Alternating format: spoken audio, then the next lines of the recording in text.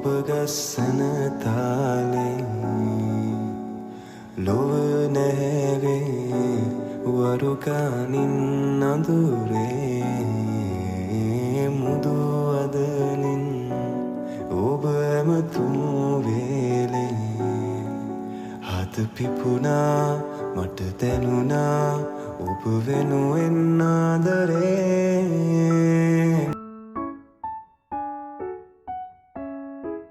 Hi guys, welcome to my YouTube channel. ඉතින් ඔන්න අද තමයි 3D study challenge එකේ පළවෙනි දවස. මම උදේ 5ට නැගිටිනවා කියලා තමයි හිතන් ඉන්නේ. ඒ වුණාට මේ දවස්වල හරිම සීතලයිනේ.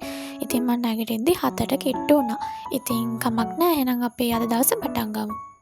ඔබ පෙරදා ආදරේ මාලකින් නැති ඒ සමරුන් රුතමයි ජීවිතේ මතකද හැන්දෑවේ අපි දෙන්නා වන්දාරම් මధుරේ දවසක් දාමල් වැස්සේ තෙමුණා මතකද හැන්දෑවේ අපි දෙන්නා වන්දාරම් මధుරේ දවසක් දාමල් වැස්සේ තෙමුණා.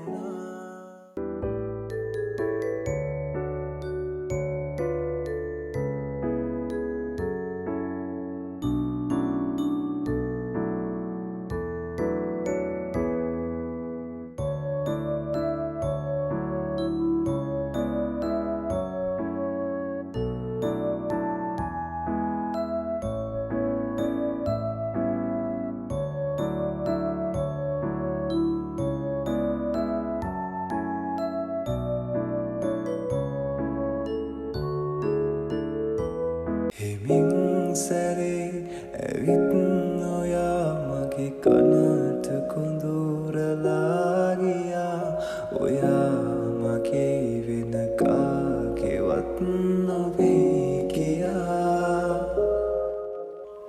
සිතින් අනේ පතන්නේ මායත් මගේම වෙන්න කියා ඔයා රකින්න ජීවිතේ පුරා. හායි ඉතින් මම වොෂ්කක් දාගෙන ආවා. මේ අද අපේ ගෙදර වතුර වල ප්‍රශ්නයක් තියෙනවා. ඒක නිසා මම මුණත් පැවිතරක් වොෂ්කක් දාගෙන ආවා. අදුම චේන්ජ් කරගත්තෙත් නැහැ. දවල් දානවා කියලා හිතලා දවල් ටික හදාගන්න පුළුවන් වෙයි. එහෙනම් අපි අපේ ස්කින් කෙයාර් රූටින් එක පටන් ගමු. ඉතින් මට කෙනෙක් කමෙන්ට් එකක් දාලා තිබ්බා මගේ ස්කින් කෙයාර් වල ප්‍රයිස් කොහොමද කියලා. ඉතින් මම ඒකත් මේ වීඩියෝ එකේදී කියන්නම්. ඉතින් මම ඉස්සෙල්ලාම කියන්නම් මේකේ ප්‍රයිස් එක කීයද කියලා. මේ ඩොක්ටර් රෂෙල් එකේ විටමින් C ෆේස් සීරම් එක. මේක මම ගත්තේ 1450ට. මේක කියන්නේ එක ෂොප් වල මේ ප්‍රයිස් එක වෙනස් වෙනවා. ඒ කියන්නේ මම එක ෂොප් එකක බැලුවා මේක 1850ට තිබුණා. මම ගත්ත එක 1450යි. ඉතින් අර එහෙම ෂොප් එකකින් ෂොප් එකට වෙනස් වෙනවා. ඉතින් මේ ඒ කියන්නේ ඔයාලා හරියම ඔරිජිනල් එක බලලා ගන්න. මොකද මේකේ ෆේක් ඒවා ගොඩක් එනවා. මේක ඔරිජිනල් එක මම බලලා තමයි ගත්තේ. ඉතින් මේක වෙන්නේ ප්‍රයිස් එක. එහෙනම් අනිත් එක බලමු. අනිත් එක මම පාවිච්චි කරන්නේ මේක ඩොක්ටර් රෂෙල් එකේම විටමින් C සූතින් ජෙල් එක. ඉතින් මේක මට මතක විදියට 1290යි. ඒකත් ඉතින් ෂොප් එකට ප්‍රයිස් එක වෙනස් වෙනවා. මම ගත්තේ 1290ට. ඉතින් මම මේ පෙන්නපු ප්‍රොඩක්ට්ස් දෙකම ඇත්තටම ගොඩක් හොඳයි. මගේ මූණේ ඉස්සෙල්ලා ගොඩක් පැල්ලම් තිබුණා. දැනුත් ටිකක් තියෙනවා. ඒ වුණාට ගොඩක් ඒවා අඩු වෙලා තියෙනවා. මම අර පාවිච්චි කරන සීරම් එකෙන් මම හිතන්නේ ඒක ගොඩක් හොඳයි. ඉතින් ඒක නිසානේ මගේ පැල්ලම් අඩු වුනේ. ඉතින් ඒක ගොඩක් හොඳ සීරම් එකක් කියලා කියන්න පුළුවන්.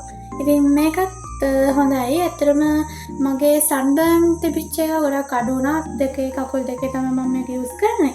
ඒ සන්බර්න් තිබිච්ච ඒවා ගොඩක් අඩු වුණා. ඉතින් ඒක නිසා මේකත් ගොඩක් හොඳයි කියලා කියන්න පුළුවන්. ඊළඟට මම පාවිච්චි කරන්නේ මෙන්න මේ ලැක්ටෝ ක්‍රීම් එක. ඉතින් මේ ලැක්ටෝ ක්‍රීම් එක නම් 270යි මට මතක විදියට. ඔව් 270යි තමයි. ඒක නම් ෂොප් එකට වෙනස් වෙනවද කියලා නම් දන්නේ නැහැ. කොහොමයි මේක 270ක් වුණේ. මේකත් අත්තම ගොඩක් හොඳයි. මූණේ තියෙන පැල්ලම් එහෙම අඩු කරගන්න. මගේ පැල්ලම් ඉස්සෙල්ලා තිබිච්චට වඩා ගොඩක් අඩුයි දැන් මේ ප්‍රොඩක්ට්ස් මම පාවිච්චි කරන නිසා තමයි. ඉතින් ඒක නිසා ඔයාලටත් කියන්න ඔයාලටත් මූණේ පැල්ලම් එහෙම තියෙනවා නම් පාවිච්චි කරලා බලන්න. ඒක ගොඩක් හොඳ රිසල්ට් දෙනවා. උනාට කියන්නේ එක එක්කෙනාගේ ස්කින් එක අනුව තමයි ඒක වෙනස් වෙන්නේ. මම සමහර රිවිව් වල දැක්කා ඩොක්ටර් රෂෙල් එකේ විටමින් C සීරම් එක වැඩක් නැහැ කියලා කියන කට්ටියත් ඉඳලා. ඉතින් අර සූතින් ජෙල් එකත් එහෙමයි වැඩක් නැහැ කියන කට්ටිය ඉඳලා. ඒ වුණාට අර එක එක්කෙනාට ඒක වෙනස් වෙනවා රිසල්ට් එක. ඉතින් ඒක නිසා මට නම් මේ ප්‍රොඩක්ට්ස් දෙක හොඳයි, මේකත් හොඳයි. ඉතින් ඔයාලා try කරලා බලන්න කැමති නම්. ඊළඟට මම පාවිච්චි කරන ෆේස් වොෂ් එක කිව්වොත් එහෙම මම පාවිච්චි කරන්නේ Forever එකේ Venivel ෆේස් වොෂ් එක. මම ඒක ෆොටෝ එකක් දාන්නම් මෙතනින්. මේ මම ළඟ තියෙන ඒක බාත්රූම් එකේ තියෙන. ඉතින් Forever එකේ Venivel ෆේස් වොෂ් එක තමයි මම පාවිච්චි කරන්නේ. බොඩි ලෝෂන් එක ගත්තොත් මම පාවිච්චි කරන්නේ මෙන්න මේ Vaseline මේක 450යි. ඉතින් Forever එකේ ෆේස් වොෂ් එක 220ක් වගේ උනේ මට මතක විදිහට. ඔව් 220යි. ඉතින් කියන්නේ මම පොඩි එක තමයි පාවිච්චි කරේ. ඒ කියන්නේ 220යි පොඩි එක. මම Venivel එකට මාරුනේ මේ ළඟදී මම කලින් පාවිච්චි කරේ gold එක. ඉතින් Venivel එක හොඳයි කියලා බලන්න තමයි මම පොඩි එක ගත්තේ. ඒක පොඩි එක 220යි. ඉතින් මේක උනේ 450යි. 405යි. මට මේ කැමරාවේ පෙන්නේ 450යි වගේ. මේ 405යි. ඉතින් ඔයාලා කැමති නම් මේක පාවිච්චි කරලා එහෙනම් අපි අපේ ස්කින් කෙයාර් රූටින් එක කරගමු. ඉතින් මට කියන්න අමතකුණා මම කිව්වනේ මගේ මුණ පැල්ලම් ගොඩක් අඩු වෙලා කියලා. මම තාම සීරම් එක පාවිච්චි කරන්න අර සතියක් වගේ වෙනවා ඇත්තේ මම හිතන්නේ. ඉතින් සතියේ රිසල්ට් එක තමයි මම කිව්වේ ගොඩක් අඩු වෙලා කියලා. ඉතින් දිගටම පාවිච්චි කරලා බලමු අපි කොහොමද වෙනස කියලා.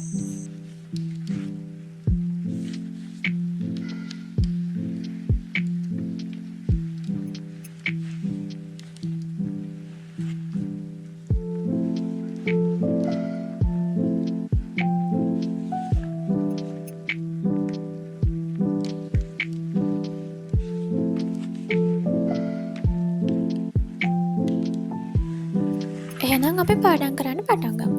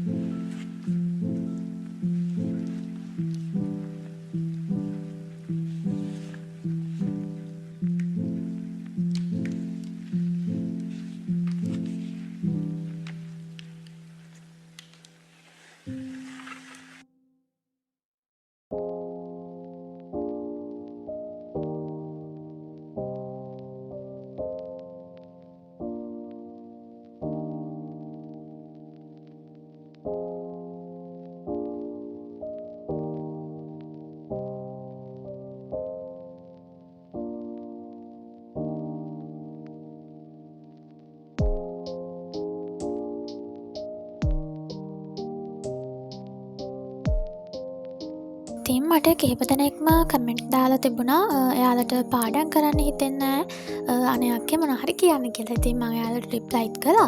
ඉතින් මම වීඩියෝ එකේදීත් කියන්නම් ඔයාලට පාඩම් කරන්න හිතෙන්නේ නැත්නම් ඔයාලා ඉස්සෙල්ලාම කියන්නේ මම කරන දේ තමයි රූම් එක පොඩ්ඩක් ක්ලීන් කරන එක. ඒ කියන්නේ ඩීප් ක්ලීන් නැතත් ඔයාලා රූම් එක ක්ලීන් කරලා Taman self care routine එක ෆලෝ කරනවා. ඒ කියන්නේ ඔයාලා එදාට කරන්න සාමාන්‍ය දවසට කරන්නේ නැති self care දෙයක් මොකක් හරි මුණට පැක් එකක් දානවා හරි මොකක් හරි වගේ දෙයක් ෆලෝ කරන්න. ඒ කියන්නේ ඇත්තටම කිව්වොත් හරියටම කිව්වොත් ඒක රීසෙට් රූටින් එකක් වගේ.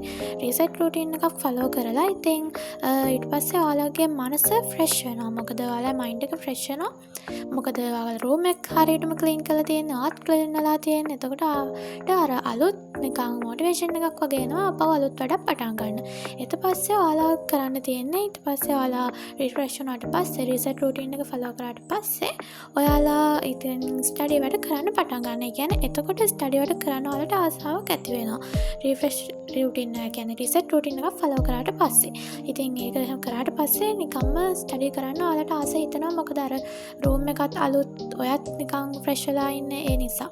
ඉතින් ඒක නිසා ඔයාලට පාඩම් කරන්න හිතෙන්නේ නැත්නම් ඒ දේවල් කෙනෙක් කරන්න හිතෙන්නේ නැත්නම් ඔයාලා ඒ විදිහට රිෆ්‍රෙෂ් වෙලා ඉන්න රිසෙට් රුටින් එකක් ෆලෝ කරලා ඉන්න. මම ඒ ගැන වීඩියෝ දෙක තුනක්ම දාලා තියෙනවා. රිසෙට් රුටින් එකක් කරන විදිහ දාලා තියෙනවා. තව back to study කියලා ආපහු ස්ටඩි වලට ආයි ට්‍රැක් එකට වැටෙන්න කොහොමද කියලා දාලා තියෙනවා. ඒ දෙකේම කරන්නේ රිසෙට් රුටින් එකක් වගේ දෙයක් තමයි. ඉතින් ඔයාලට අයිඩියා එකක් ගන්න ඕන නම් ඒ වීඩියෝස් ටික බලන්නත් පුළුවන්. එහෙනම් ඒ විදිහට කරලා බලන්න. දැන් තමයි මම නාගෙන ආවේ. ඉතින් අපි ආපහු ස්ටඩි වලට යමු.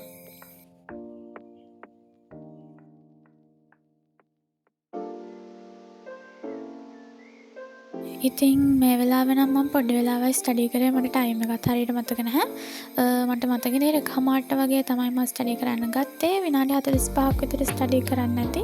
ඊට පස්සේ මට නිදිමතක් ආවා. ලොකු නිදිමතක්. ඊට පස්සේ මම පොඩ්ඩක් නිදාගත්තා. ඉතින් ඊට පස්සේ මට මීටින් එකක් තිබුණා අපේ ක්ලාස් එකක. ඉතින් ක්ලාස් එකේ මීටින් එක තිබ්බේ 5ට. ඉතින් 5 ඉඳන් 6 විතරනකම් 6 විතරනකම් එක තිබ්බා. ඒකෙන් පස්සේ ආපහු මම ස්ටඩි කරන්න පටන් ගත්තා.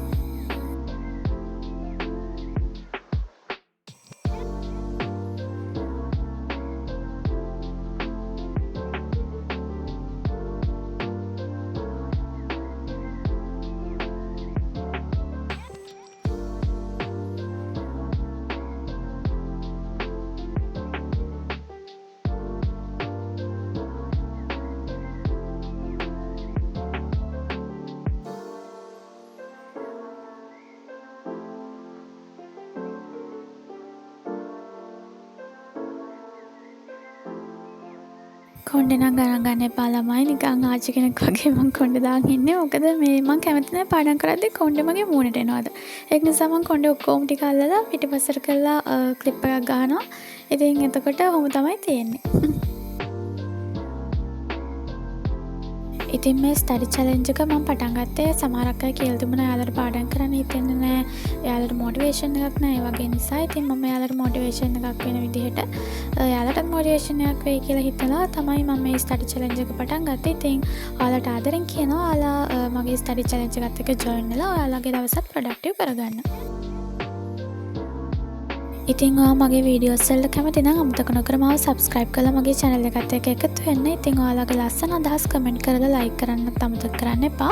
මම හරිම ආසයි ඔයාලගේ comment කියවන්න. ඉතින් අනිවාර්යෙන් comment කරලා subscribe කරන්න, like කරන්නත් අමතක කරන්න එපා.